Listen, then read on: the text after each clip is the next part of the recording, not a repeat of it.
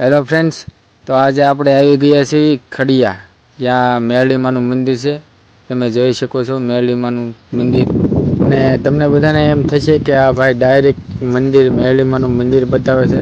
તો આપણો ઉદ્દેશ્ય એ છે કે પહેલાં તમને માતાજીના દર્શન કરાવી દઈએ અને પછી આપણે આગળ વધીએ. અહીંયા માતાજીના દર્શને બહુ બધા દૂર દૂરથી આવે છે. અમે પણ 35-40 કિલોમીટર દૂરથી જ આવ્યા છીએ.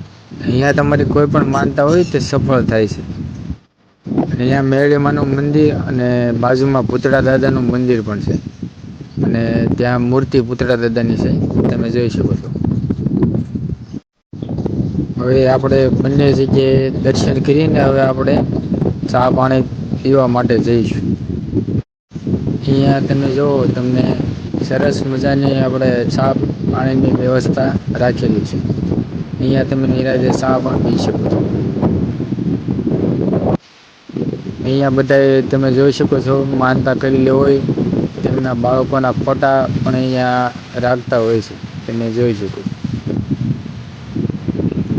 અહીંયા બહુ દૂર દૂરથી બહુ બધા માણસો અહીંયા દર્શન કરવા આવે છે. અને પોતાની માનતા રાખી હોય એ પૂરી કરે છે.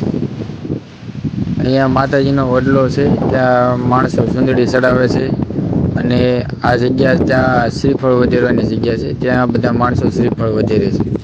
તમે જોવો અહીંયા ગ્લાસ પણ પડ્યા છે, એ પાણી માટે. અહીંયા તમે બપોરના સમયે આવ્યો હોય તો અહીંયા 11 વાગ્યાથી 2:30 વાગ્યા સુધી તમને પ્રસાદીનો લાભ તમને મળી શકે. એટલા માટે જો તમે બપોરના સમયે આવો તો કંઈ પણ નાસ્તો બાસ્તો લાવવાની જરૂર નથી. અહીંયા જમવાની બધી વ્યવસ્થા રાખેલી છે. તમે અહીંયા દર્શને આવતા હોય તો તમને દૂરથી આ ધજા દેખાશે.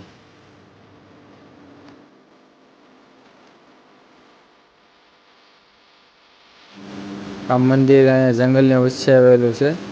અને બધા શ્રદ્ધાળુઓ અહીંયા ભાવથી આવે છે. અને અહીંયા શ્રીફળના સાલા ઉછેરવાની પણ સુવિધા રાખેલી છે. હવે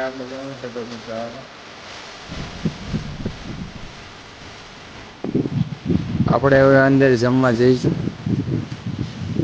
જમવામાં શું શું વસ્તુ છે? જો લાપસી છે, શાક છે અને રોટલી છે. 3 વસ્તુ તમને જમવામાં આપે છે. અને સરસ મજાનું જમવાનું છે. અહીંયા તમે નિરાંતે બેસીને જમી શકો છો. આ તમે જોઈ શકો છો, ઘણા લોકો અહીંયા જમે છે. અમે હવે જમવા બેસી ગયા છીએ, તો હવે અમે જમી લઈએ.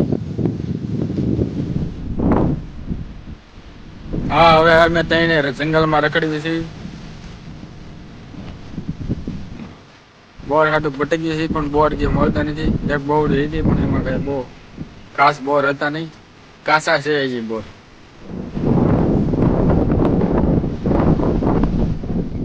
આ ડુંગરામાં બોર બહુ જોવા મળે છે.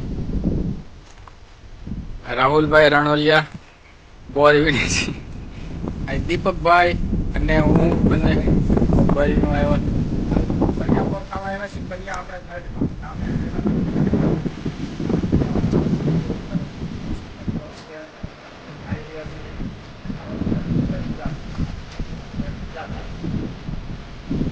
થાકી ગયા છે, એક જગ્યાએ બેસી ગયા.